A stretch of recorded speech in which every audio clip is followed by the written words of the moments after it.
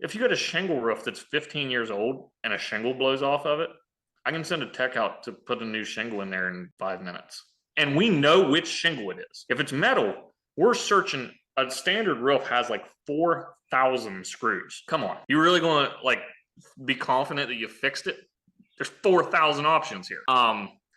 I'm so against it. Here's the catch-22. I don't mean to get long-winded in it, but this is something I truly am pretty passionate about because I have beat it in my salesmen's heads out with a ball bat. Standing seam is the best. It's fantastic. The problem is it comes at about 3 times the price of a shingle roof. Well, I've got a guy I'm getting ready to do a really high-end project for personally that we're going 3 hours away to do it. He's building this new vacation home. He wants standing seam, so we quote him standing seam, and he looks at it and he said, "Can you quote me shingles?" And we're offering a gold pledge shingle. I mean, it's call it what you want. Take the warranties for what you will, but it's a good roof. It is a good roof.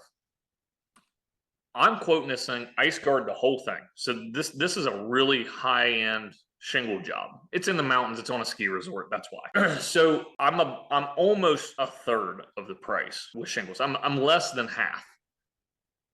He asked me. He said, "How long do you think that shingle roof will last up there in those elements?" I said, "Dude, I seriously doubt you'll get less than 25 years out of it. I mean, I'm very confident in saying you'll get a 25-year lifespan out of this."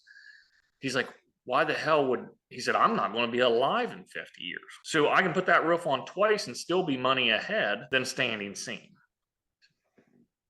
Can you afford standing seam? It's way better, but you're paying for it. So at the end of the day, there's a reason that the number one roofing product in America is dimensional shingles. There's a reason, because dollar for dollar, it's the best. Yeah, it's the most cost effective. It's the most efficient. It serves the best purpose. It's the easiest to repair, and dollar for dollar, the lifespan is worth it. What happens if you go inspect a job and they're asking for a quote and they're like, "I want corrugated metal roofing"? Dude, okay. So I'm gonna give you. This is gonna take 2 minutes. What is the tactical here? Like, what do you tell your sales reps? Yep, we have literally built a script. I mean, this has been dude, I've never wanted to sell metal in my life. Like, we do because it's what the customer wants. So I mean, I have to give the customer what they want, but I have to educate them also. I'm responsible to give them that education. Now, I've got sales reps. I got one guy that came from a metal manufacturer. That's his background. He believes in this stuff. He loves it. So that was a really hard transition to come into my world where I don't believe in it. But regardless, somebody wants metal. The first thing we do, we're like, why do you want metal? Well, it lasts longer. That's 9 out of 10 times. It does last longer, but you do understand that those screws are only supposed to last 10 to 15 years. So in 10 to 15 years, you're probably going to be calling for a rescrew, and hopefully none of them's failed already to where we can actually do a true rescrew. So that's step one. Step two is we send them a quote. Every template we've got in ProLine, all of our quote templates, even our metal template, has a shingle option. Okay. So if they ask for a metal quote, we don't care. We're still sending you a shingle option, because the other catch that we get is price. People think metal's cheaper. It's not. We put shingles on for less money than we put metal on. We won't put metal over the shingles today. We learned our lesson in that. We're not perfect. We did do it for a long time. Put metal over shingles. We won't do it again. There's a lot of reasons behind that. We can get into that another time. But add it to the question list. Add it to the question list. It's a good topic. But regardless, when we send that quote, then they see that the shingle option's cheaper, and then they ask the question. But guess what? We go even a step further, and in our ProLine template, we made a document, and I would love to share it with the world because I freaking hate metal that much, that says the pros and cons, metal versus shingles. We literally put it right in there. Here's why you shouldn't choose metal. Now, if you still choose it, we would love to put it on for you. We're really freaking good at it. Like, I've got a crew of metal guys that are true fabricators. I mean, they're craftsmen, right? There's no problem with our installation. I just don't trust in the longevity of the product to not fail. Yeah. You understand I don't like it now?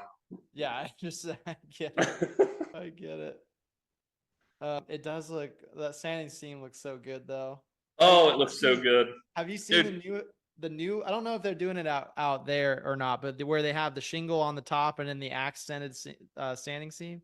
on like your little dormers or Yeah. little eyebrows over your garage doors. Oh Yeah. yeah.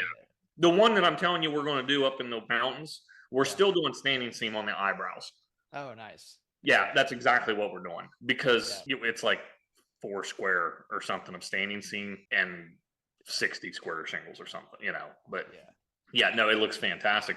If my house, if I could have afforded it when I built it, it'd have standing seam. It's just hard to because I live on a farm. I bought a farm to pass on to my kids. This is a forever home for me. And at 30, it might make sense, but I just couldn't afford it. But it is that good for sure. Yep. No, it makes sense. I'm right there with you. The all right, here's a good question. This is all right, well, let's look. We have a question in the chat. I think so. Nick is asking, do homeowners defer? I think he's saying defer to you after looking at the pros and cons list. Like, how often does the pro and cons list work? So here's what I'll tell you, and this is a fact because I was a salesman before I hired salespeople. I used to sell these roofs every day. When I was selling roofs, almost every time the customer wanted metal, I closed the sale in shingles because I gave them an education. If you can educate your customer at the point of sale, you're up here. That builds more trust in a sale than anything. We don't take deposits to build trust. But that doesn't even do as much as educating your homeowner. If they feel like, damn, that guy really took the time to teach me what was good and bad and what I should buy and what I shouldn't buy for my home. These guys don't know. These homeowners don't have a clue. They have no idea. So if you can teach them, and guess what? Then they jump on Google and they find out the same shit because it's all over the internet that those fasteners fail. It takes a 30-second Google search to find this stuff. Yeah. Once they know what to look for and what to search. And as soon as you were, and here's the problem with metal, every hack out there, and I'm not saying if you put metal on you're a hack, but every hack wants to slap metal over shingles as fast as possible because they make the quick buck. I compete Yeah. against it every day with a lot of Amish guys.